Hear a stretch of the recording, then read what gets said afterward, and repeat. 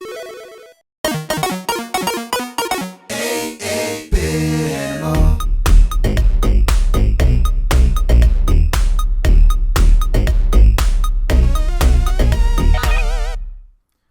you doing, good people? This is the 8-Bit Animal, and today we're going to talk about a war game. A game that is based on probably one of the most tumultuous times in American history.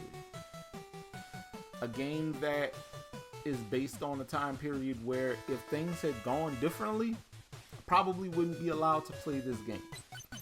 I probably wouldn't be allowed to talk to y'all. Honestly might not exist. This game is based on the Civil War. And for all intents and purposes, it's a pretty scaled back viewpoint of what happened in the Civil War.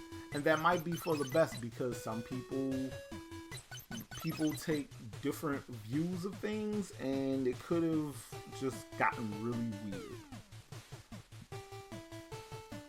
This game has a lot of different little options and stuff like that, but the core gameplay mechanics are what we're going to talk about today.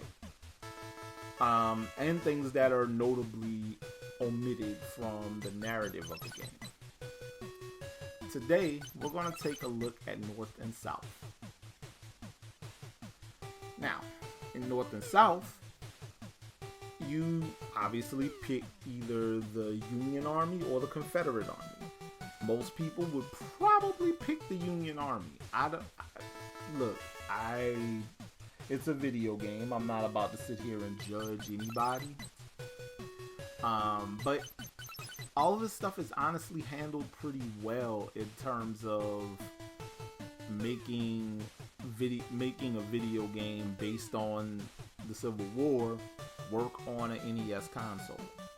And it actually doesn't do a lot of the heavy menu stuff that some of the Koei strategy titles do, like in Nobunaga's Ambition and Romance of the Three Kingdoms, stuff like that, where you have to do all this resource management. It doesn't do all of that. It's pretty scaled back, which makes it a lot more arcadey and easily accessible. Basically, what happens is you're on a map and you take territory. You go to an area where there's a railroad track, where you take bases and go to a railroad track, and if you're at a train station, you can collect money from the train. Get enough money, you get more troops. You run into enemy soldiers, there's a battle that takes place. Winning army gets that territory. You go to a fort, take the fort. You take the fort, you win the state. And you take the forts by, it's actually that section, the fort section is probably the most different from the rest of the game. It's side-scrolling, and you have to basically beat the clock to the flag. And you do that by just making your way to the left or the right, avoiding enemies or using your knives and your fists to take them out. And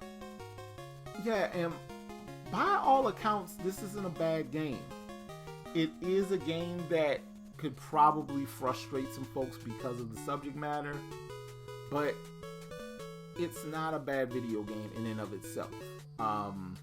It's a lot more scaled back than other strategy titles, other war games, but that works because there's so much going on here, and this is on the NES, and little kids were going to play it, and it was going to be uncomfortable conversations that probably needed to happen, but kid probably didn't want to have that conversation as a result of an NES game. Now, if you decide you want a copy of North and South, they're actually more reasonably priced than they have been. It's gone down in resale value. You can get a copy starting at about $40. The going rate seems to be $54, like between $49 and $54 for a loose cart. But yeah, this game is pretty cool. There are some interesting options where you can basically turn off all the battle stuff, and the game turns into basically a board game where you secure locations and you win battles strictly based on the size of your army. Now, I don't know about nobody else, but speaking freely right now, I don't know if I'm trying to play as the Confederate Army in a video game. I can't do that personally. But hey, you do what you want, especially if you pay $54 for this cartridge. This has been the 8-Bit Animal, and I'll catch you beautiful people tomorrow.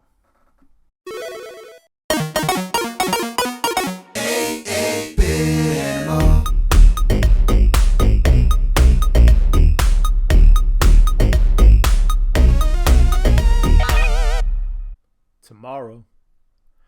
And to quote the great Fergie, let's play some basketball.